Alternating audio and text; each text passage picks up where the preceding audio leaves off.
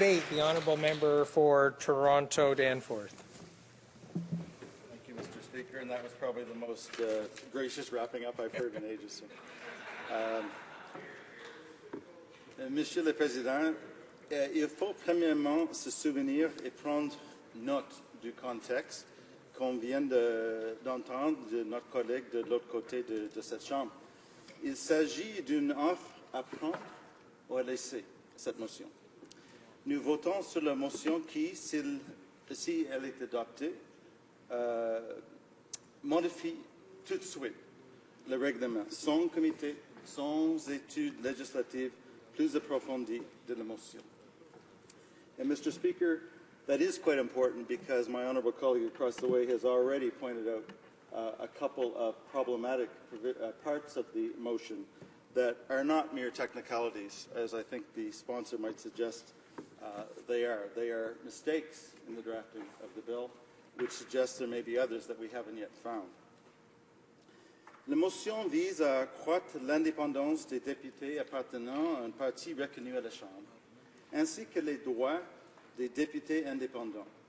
Ces principes sont vraiment dignes de notre appui. Or, pour ce faire, la motion ne tient pas suffisamment compte du rôle légitime et crucial, je dis, des partis dans le système et la tradition de Westminster. Elle n'établit donc pas un juste équilibre entre les droits des députés en tant qu'individus et le fonctionnement efficace des partis et donc le fonctionnement efficace de ce Parlement, de la Chambre des communes. La motion ne permet pas d'atteindre un juste équilibre entre la promotion de l'indépendance des députés et le maintien du rôle légitime des partis dans notre système de Parlement britannique, centré, orienté sur les partis, surtout en ce qui concerne les changements proposés aux méthodes utilisées pour composer les comités. Je noterai, Monsieur le Président, que l'NPD a proposé un certain nombre d'initiatives de réforme démocratique depuis des années, notamment plus récemment l'accroissement des pouvoirs du Président, et on travaille à des réformes plus pratiques et plus équilibrées en vue d'accroître l'indépendance des députés et en même temps de faire fonctionner ce Parlement. Cela comprend la défense des droits des députés indépendants, comme nous l'avons fait lorsque le gouvernement voulait restreindre le droit de présenter des amendements à l'étape du report, et lorsque nous avons appuyé les amendements proposés au projet de loi C-23 par le député d'Edmonton-St. Albert, qui aurait permis aux députés indépendants de former des associations de circonscription et de lever des fonds entre les élections. L'NPD continue de travailler à d'autres réformes équilibrées afin d'accroître l'indépendance des députés, y compris à la période des questions et dans le cadre des travaux des comités, et de faire fonctionner le Parlement. On va les présenter en temps voulu.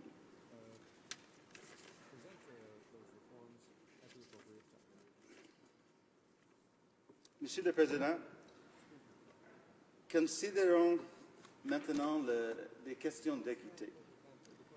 Les loteries, qui est la base de la proposition du membre du Haute-Gaspésie, Lamati, Matapédia, pour la composition des comités. Les loteries sont des exercices d'égalité purement formels, car ils ne laissent pas place aux efforts conscients visant à promouvoir une véritable égalité. Il serait impossible pour un parti comme le NPD d'assurer la représentation égale des deux sexes au comité avec la proposition des réformes du membre.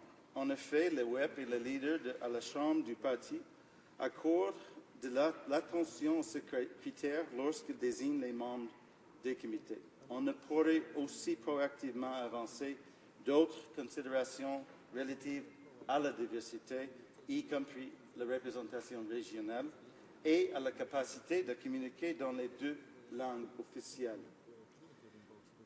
On peut aussi considérer les choses relatives à l'efficacité parlementaire. Dans notre système, l'opposition, surtout l'opposition officielle, doit être en mesure de tenir ferme le gouvernement responsable de ses actes. À bien des égards, la domination du pouvoir exécutif, notamment grâce au pouvoir combiné du Premier ministre et du cabinet du Premier ministre, a tellement compromis le rôle de cette Chambre des communes pendant les périodes du gouvernement majoritaire qu'il faut préserver les derniers outils permettant à l'opposition d'être efficace, Monsieur le Président. Il faut s'assurer que les députés de l'opposition les mieux informés siègent au comité pour lesquels ils possèdent des connaissances ou qui sont liées à leur rôle de porte-parole. Il faut également veiller à ce que le rôle de la période de questions ne soit pas compromis en affaiblissant les stratégies concertées que les partis de l'opposition peuvent mettre en œuvre à l'APQ pour que les questions posées au gouvernement, parfois sur une période de plusieurs jours ou semaines, soient cohérentes et soutenues. Et je peux donner un exemple assez récent, Monsieur le Président.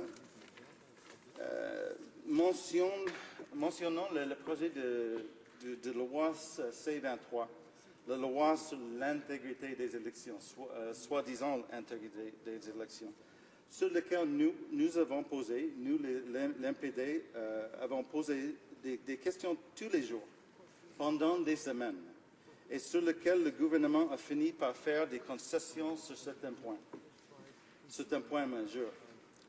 La motion de mon collègue nuirait à la capacité de l'opposition de tenir le gouvernement responsable à la période des questions en le rendant moins organisé et moins efficace. Donc, I would finish, Mr. Speaker, by returning to the point made by my colleague across the way. There is a drafting problem in the bill, in the motion, which basically says the list for composing committees is taken from the list for the consideration of private members' businesses. The members' draft there then says that ministers, as well as Speaker and Deputy Speakers, shall be removed from the list. Well, the fact of the matter is ministers wouldn't be on that list in the first place because it's the list for private members' bills. And also, the question of parliamentary secretaries do now appear not to be a part of the list draw because they would not be part of the PMB, but it was clearly not the intention of the member to exclude them. And so my worry is that there are other drafting problems, and that is certainly one. And I would end by saying probably the most important reform, apart from reforms that we will be bringing forward on question period, on committee's composition, has to be how we structure this House of Commons in the first place. We believe strongly in the NDP that our electoral system is broken and it's unfair. That if we had a proportional representation system, the way in which the House is elected would profoundly change the way the House works. And that would include how question period would work. That would create a rebalancing of the power of the MPs within parties. And it would create a more collegial, compromising environment. So I think at some level, the member's motion has to be lauded because the underlying concern is real. He's concerned about independents, capital I, who aren't part of a recognized party in the House, and he's also concerned, obviously, about the independents, small I, of members who are in parties but who, at any given time, may feel they're not getting the roles that they would like, either in question period or in committees. These are real concerns. They do have to be addressed. But I firmly believe, Mr. Speaker, that the way that this motion has been drafted and the fact that it will be immediately implemented if we vote for it means that we have to wait for reforms that will accomplish some of what the member's trying to do with a differently drafted reform. Thank you, Mr. Speaker.